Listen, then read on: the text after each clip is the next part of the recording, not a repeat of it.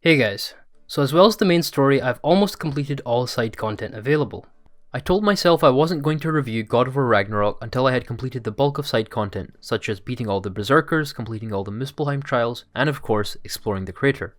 I knew I couldn't write a review in good conscience until I had wrung the game of nearly all it had to offer, hence the delayed review. That, and of course other life priorities.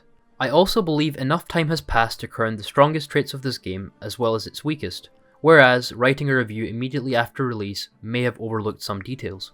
Before we start, this goes without saying, this video will contain spoilers for both story and gameplay. With that said, let's begin. The review will be categorized into 3 parts: the story and themes, the gameplay, and side content. Starting with the story and themes of Ragnarok, God of War 2018 introduced a narrative-heavy story, emphasizing themes of loss, acceptance, and growth, with a central focus on Kratos and his son's disjointed relationship as they fulfill Faye's last wish. In 2018, Kratos was stern and attempted to pass on lessons he learned growing up in an unforgiving environment, lessons advocating for being unsympathetic and using a Spartan soldier as a blueprint for growth. Ragnarok challenged that mindset after acknowledging his son wasn't him, nor the champion the Jotnar wanted him to become. Rather, you could argue he was meant to be a combination of Atreus and Loki, while being the names of the same person, ultimately representing different responsibilities. Through the theme of acceptance, Kratos finally lets go of that last thread of being an overprotective father. While training his son to fight on his own, ironically he failed to understand a lesson himself. The whole purpose was to prepare his son for the dangers of the world, however, he couldn't accept letting him go. As a father, this is made all the more difficult after learning the prophecy of his death. Knowing his days are numbered, he wants to spend every moment with his child, with Ragnarok around the horizon. The game remarkably paints heartfelt moments between father and son, despite trying to survive in a dystopia plagued with evil. Meanwhile, Atreus is more curious than ever to understand his heritage, often making severe mistakes in an attempt to learn who Loki is destined to be. In the process, Atreus also learns of his father's prophesied demise. However, where Kratos' silence hints at acceptance, Atreus immediately sets out to change his father's fate. Overall, the themes of change, growth, and acceptance are littered across the realms, even in the most unexpected of characters. We see the infamous Jotnar killer Thor battling with his role as father and husband, struggling to escape the grasp of alcoholism and being a puppet to his father, viewed as nothing more than to carry out his dirty work. Or the former Valkyrie queen Freya, opening her heart to forgiving Kratos, understanding his reasons, and forgiving her brother Freyr over a misunderstanding. Even Mimir is desperately trying to undo the damage he caused to not only Freya by proposing the idea of marriage to Odin, but the entire Dwarven realm. The realm that is now plagued with the mining rigs, a reminder of their forever imprisonment to the Allfather. Similarly to how 2018 laid a robust foundation for its ongoing themes and concerns, the combat was treated equally, only cementing the core ideas in Ragnarok. With the introduction of the Draupnir spear, the designers managed to give it its spotlight, distinguishing it from other weapons. In other words, no 3 weapons were forged equally. I never felt obligated to use a weapon out of fear of neglecting another. It was organic. The spear was sometimes better suited to, say, the axe and vice versa. However, while the spear had its own identity, I couldn't help but feel it lacked verticality. One of the immediate concerns of 2018 was its lack of verticality, a far cry from the Greek games, however understandably so. A fixed over-the-shoulder camera, no jump button, and an overall grounded design made it challenging. In Ragnarok, by introducing a grappling mechanic, ground pounds, and importantly giving the environments more depth, helped address the issue, no doubt. But I noticed how situational these were. For instance, Svartalfheim's level design was better suited to verticality than, say, Midgard's.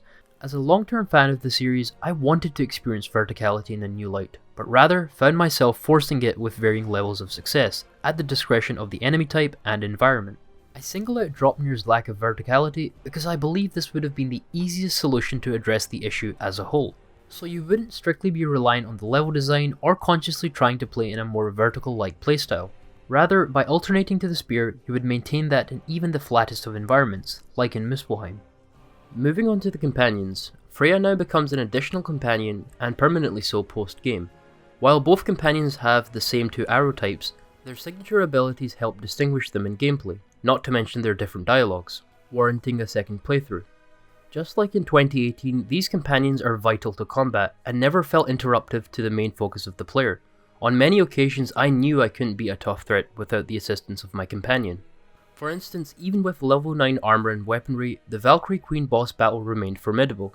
Through Freya's help, I was able to fill the stun meter several times, crucially taking off a considerable amount of health. Overall, while verticality remained a concern for me, through its satisfyingly brutal combat, complementary companions, and distinct enemy types, it carried the bulk of the weight of heightening an already astounding combat system. Onwards to the final point of discussion, side content. This includes favors, exploration, puzzles, and optional boss battles such as the Berserkers and the Valkyrie Queen. Starting with the favors remain more than just side quests you felt obligated to take part in. If it weren't for the favors, spoiler alert, I wouldn't have learned Faye fought Thor. Being widely invested in the lore, I was drawn to complete the favors, as the accompanied lore was arguably a bigger reward than its in-game counterpart. For those not as invested in the side story, you can still expect the gameplay experience worth taking on these requests. While we're on the topic of exploration, I want to mention my biggest complaint with Ragnarok, as well as a smaller complaint that carried over from 2018. Starting with the smaller problem, 2018's map design made a relatively linear game dauntingly confusing at times. While it's undeniably aesthetically pleasing, it lacks practicality. Due to the larger scale of Ragnarok, this problem was exacerbated, especially with the day-night cycle in Vanaheim, another common problem for players. Due to the fact how the environment would change was sometimes left ambiguous. Take this log as an example. Access to this area was needed to complete Freya's quests, yet to me it looked like an immovable object. However, my biggest complaint trumps all mentioned prior, that of course being the newly implemented puzzles. Any puzzle that required sigils to solve was almost always promised to be frustrating and infuriating. When you're first introduced to using sigils in puzzles, the instruction window itself is unclear and provided almost no support. I was left tirelessly trying until I looked it up, where I was met with a community of other struggling players bonding over their mutual hate for these puzzles. Thankfully, there aren't many of these puzzles in the main story, however, for completionists, I recommend having a guide handy at all times. On a more positive note, the optional boss battles remain a strong point from the reboot. These are as entertaining as 2018's Valkyries, if not better. Although there is only one optional Valkyrie boss battle, apart from being well developed, the Berserkers make up for this limitation. These 12 Berserkers offer a variety of challenges, ranging from battling 3 enemies at once, an enemy summoning Berserker, and of course the Berserker King being a mix of all battles before. While the argument could be made the Berserkers are gentler relative to the Valkyries, I'd argue they offer more variety in gameplay. That being said, the new Valkyrie Queen is such a menacing boss that whether Sigrun was more difficult could be debated. Not only do you need the best gear, a fully developed skill tree, and fluency of the battle system, but you also need to consciously study her attack patterns. Merely dying and mindlessly retrying won't be sufficient. Overall, the side bosses of Ragnarok are one of the strongest points of the game, being a good enough reason to experience them for the challenge alone. Lastly, let's speak of something completely new to the God of War series, the crater. The inspiration for the crater came to Eric Williams during a trip to Africa.